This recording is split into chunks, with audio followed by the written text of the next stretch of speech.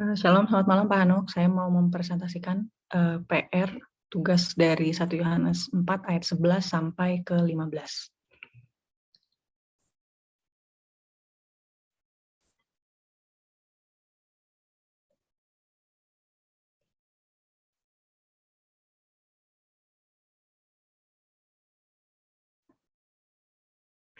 Di 1 Yohanes 4 ayat 11 ini, agapetoi, hotos, hoteos, egapesen, hemas, kai, hemes, opelon, opeilomen, alelos, agapan ini, atau beloved, if thus did God love us, we also ought one another to love.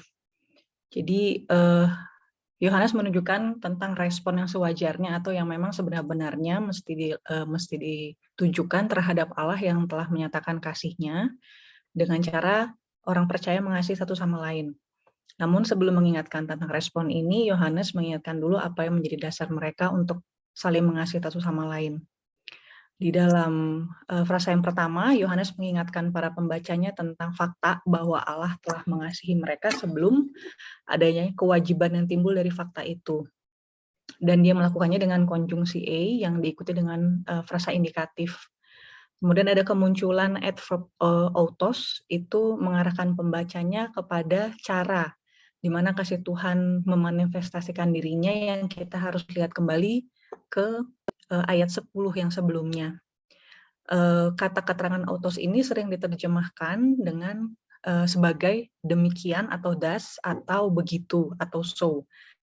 Jadi dalam konstruksi semacam ini mengarahkan pembaca ke materi sebelumnya atau prinsip dari cerita atau kisah yang telah disimpulkan dari sebelumnya. Yang mau ditunjukkan oleh Yohanes bukan hanya fakta tentang adanya kasih Allah itu, tapi bagaimana cara Allah memanifestasikan kasih itu kepada orang percaya. Kemudian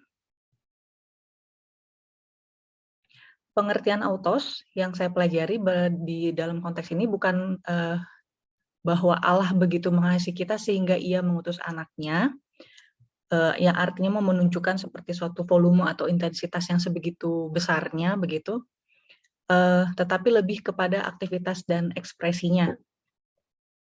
Kemudian frasa selanjutnya, ini adalah frasa apodosis yang muncul setelah sebelumnya ada protasis. Yohanes menggunakan kata kerja ophelo yang berarti to be under obligation, dan itu dalam bentuk present aktif indikatif.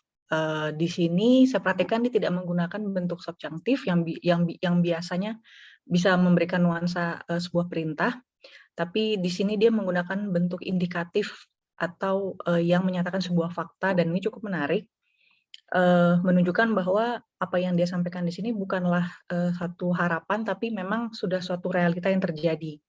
Nah, frasa apodosis di sini tentang we also ought one another to love ini ditandai dengan kata kerja egapesen dalam bentuk present aktif indikatif, menunjukkan bahwa Yohanes dan para pembacanya ada di bawah kewajiban atau under obligation secara fakta untuk mengasihi satu sama lain secara aktif dan terus-menerus, karena dia dalam bentuk present yang seperti sebuah gaya hidup. Kemudian Yohanes juga menempatkan kata resiprokal ini, alelos ini, sebelum kata kerja dalam beberapa tempat dalam tulisan-tulisannya, baik di Injil maupun di suratnya. Dan di dalam ayat ini muncul sebelum kata agapan. Dengan melakukan ini, Yohanes nampaknya sedang mengarahkan pembaca kepada one another sebagai penekanan, sehingga menunjukkan pentingnya kasih yang diaplikasikan secara komunal daripada secara selektif atau individual begitu. Komentari singkat saya, di ayat 11 ini Yohanes mengingatkan para pembacanya bahwa dia dan para pembacanya ada di dalam sebuah kewajiban atau di under obligation untuk mengasihi satu sama lain. Ini adalah sebuah fakta, karena Allah sudah mengekspresikan kasih-Nya kepada mereka dengan cara mengutus anaknya sebagai pendamaian bagi dosa-dosa mereka. Ini mengacu kepada ayat 10. Mengasihi sesama dan menerima kasih dari sesama adalah bagaimana semestinya mereka hidup setiap hari. Lanjut ke ayat 12. Saya mungkin bacakan dalam bahasa Indonesianya, Pak. Tidak seorang pun pernah melihat Elohim atau Allah. Jika kita mengasihi seorang terhadap yang lain, Elohim tinggal di dalam kita dan kasih-Nya sempurna di dalam kita. Dalam beberapa ayat selanjutnya ini, termasuk di ayat 12 ini, Yohanes menjelaskan hubungan antara kasih kepada sesama saudara seiman dan hubungan dengan Allah yang ada secara kekal. Dia tinggal di dalam kita dan kita tinggal di dalam dia. Frasa no one has seen God at any time, ada kata odeis. Ini adalah suatu kata gabungan dan ini menunjukkan suatu pernyataan absolut bahwa tidak ada seorang pun yang telah melihat Allah sampai saat ini, sampai pada saat Yohanes menyampaikan itu. Bukan hanya di dalam generasi hidupnya saja, tetapi sudah dari dulu gitu, sejak zaman Adam. Kemudian kata kerja teteatai dari kata kerja teakumai, ini biasanya sering dipakai untuk melihat secara fisik, walaupun dalam ada juga dipakai secara figuratif untuk mengindikasikan suatu penglihatan yang mencirikan pengertian akan sesuatu. Dan dalam bentuk perfect indicative middle berarti melihat di masa lalu dan memiliki dampak sampai sekarang. Yohanes menggunakan kata ini juga di pasal 1. Pada saat itu dia mengatakan bahwa dia dan para rasul melihat Yesus yang berinkarnasi. Tapi Yohanes juga menuliskan perkataan Yesus di Injilnya di ayat-ayat 1 ini seperti ini, bahwa tidak ada seorang pun pernah melihat Allah. Secara khusus di 5:37 dan 6:46 itu Allah di sini mengacu kepada Allah Bapa. Jadi sepertinya secara khusus di ayat ini di 1 Yohanes 4:11 ini artinya tidak ada seorang orang yang telah melihat Allah Bapa. Nah, penyebutan theon oideis teteatai ini, frase ini sebenarnya menarik. Bagaimana melihat signifikansinya, saya pribadi setelah mempelajarinya, melihat ini Yohanes sedang membawa para pembaca kembali kepada perkataan-perkataan Yesus pada saat perjamuan malam terakhir. Itu bisa dilihat di Injil Yohanes 14 ayat 7-11. Inilah suatu sumber gagasan dari apa yang akan dinyatakan selanjutnya. Jadi ini tentang isu tentang saling mengasihi dan kesatuan di antara para murid. Pada saat Yesus menyampaikannya di perjamuan malam terakhir, ini suatu pokok perhatian yang penting. Dan hal ini juga menjadi perhatian dari Yohanes di ayat ini dan kemudian mendorongnya untuk menjelaskan tentang implikasi apa yang nantinya akan dinyatakan dalam frase selanjutnya. If we love one another, God resides in us.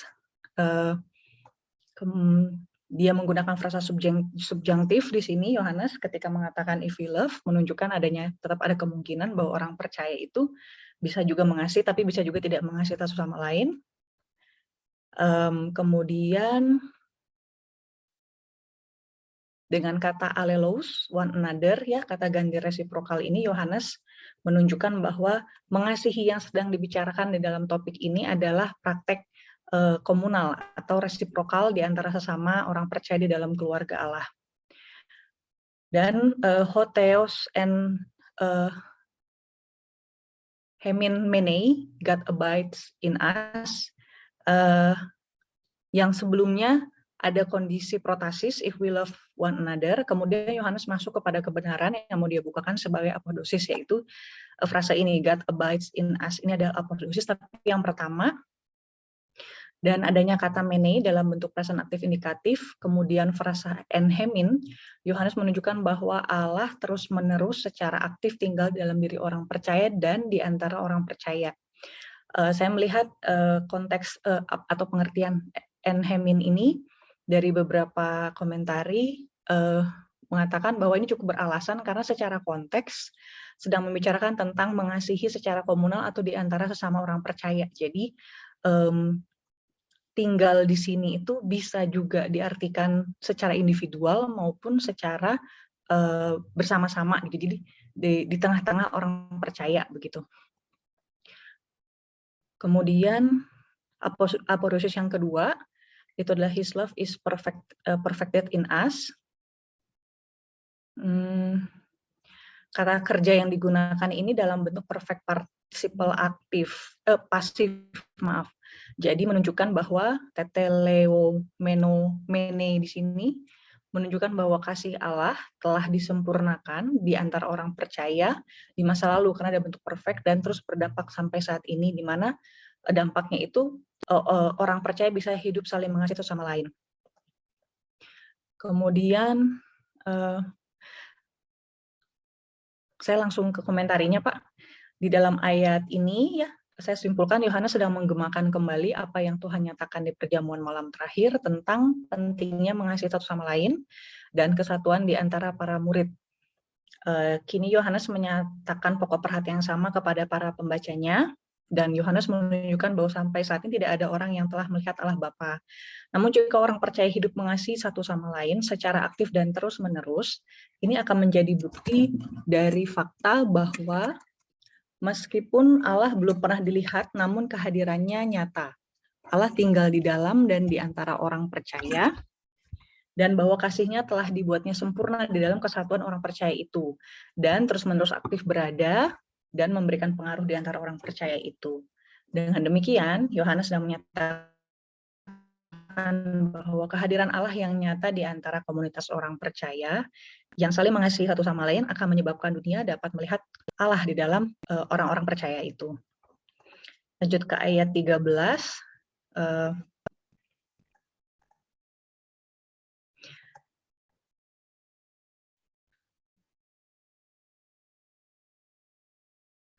Kembali muncul, Pak, di sini ada kata menomen ya, dari kata mene. Kata kerja di sini kembali menunjukkan adanya aspek mutual abiding. Jadi ayat 13 ini masih membahas tentang mutual abiding, bagaimana Allah tinggal di dalam orang percaya dan orang percaya tinggal di dalam Allah. Jadi dalam suatu hubungan personal yang interaktif. Ada frase because he has given us his spirit. Jadi by this we know that we abide in him and he in us because he has given us of his spirit. Yang menarik di sini adalah apa yang coba ditunjukkan oleh Yohanes dengan frasa hoti, ekto, pneumatos, auto, dedoken, hemin adalah bahwa Allah telah memberikan sesuatu ya, karena tidak ditunjukkan dengan direct object, tapi kita bisa mengartikan ini ada sesuatu yang Allah berikan kepada Yohanes dan para pembacanya di masa lalu, yang walaupun tidak disebutkan secara eksplisit di ayat ini, tapi pemberian itu berdampak terus-menerus sampai saat ini dalam kehidupan mereka. Apa yang telah Allah berikan itu, dedoken ya, kepada orang percaya adalah bersumber atau keluar dari roh Allah. Karena ada kata di situ ekto, pneumatos, auto.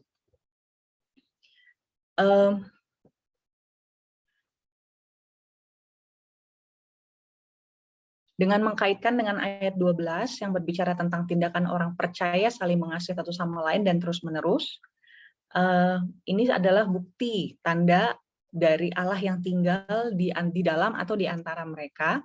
Maka di ayat 13 ini, sesuatu pemberian dari Allah itu bicara tentang pengaruh yang berasal dari kehadiran roh Allah yang mempengaruhi motivasi orang percaya untuk menyatakan tindakan mengasihi satu sama lain.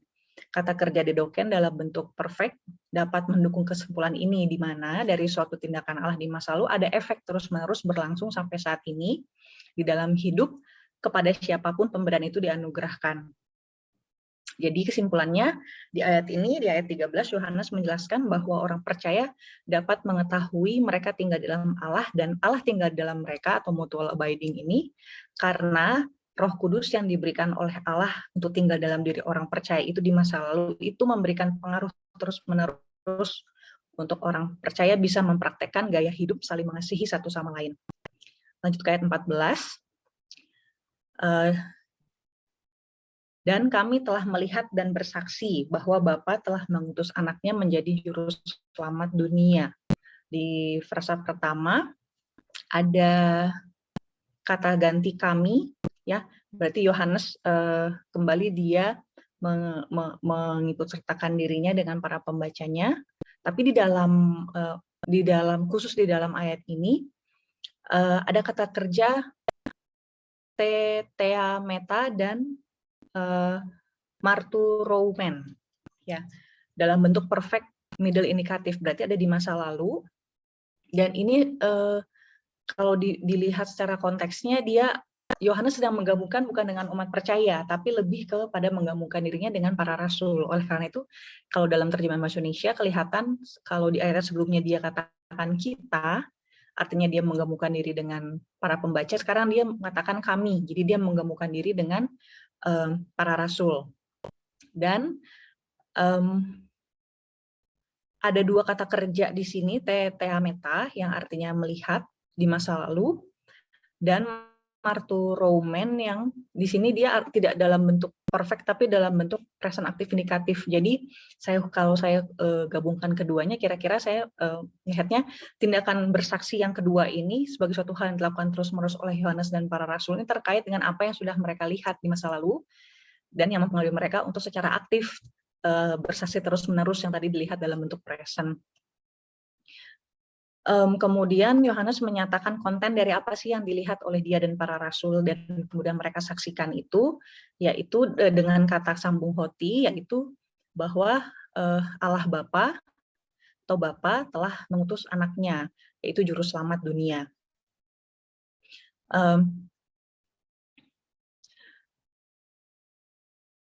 Saya melihat apa yang Yohanes nyatakan di ayat ini bahwa Yesus diutus oleh Bapa dan sebagai juru selamat dunia ini paralel dengan yang sebelumnya di ayat 9 bahwa Yesus diutus oleh Bapa supaya umat percaya hidup olehnya. Jadi menyelamatkan orang-orang, juru selamat ini bicara menyelamatkan orang-orang lewat iman kepada Yesus. Nah, dengan demikian saya melihat kosmo di sini tidak bicara tentang sistem dunia yang sudah jatuh atau yang diinspirasikan oleh setan, melainkan dunia ini bicara tentang orang atau manusia. Ayat 14 ini dan ayat berikutnya mengungkapkan kebenaran bahwa hubungan dengan Tuhan diungkapkan oleh pengakuan seseorang bahwa Yesus juru selamat dunia adalah anak Allah. Di ayat yang ke-15, siapa saja yang mengaku bahwa Yesus adalah anak Allah, Allah tinggal di dalam dia dan ia di dalam Allah.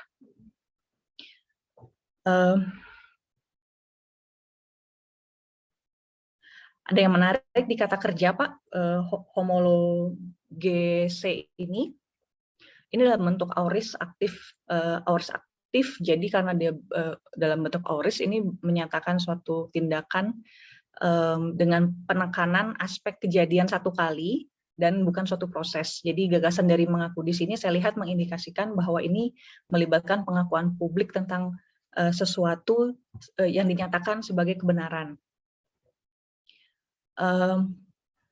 Yohanes menggunakan kata estin yang menjelaskan tentang keberadaan Yesus, bahwa Yesus adalah atau sebagai anak Allah. Di klausa hotheos en automene kaya autos entouteo atau God dwells in him and he in God, klausa ini kembali menyatakan tentang mene yang kembali lagi memperlihatkan aspek mutual abiding, yaitu dalam bentuk indikatif ya fakta bahwa Allah senantiasa tinggal di dalam orang percaya dan tidak terpisahkan.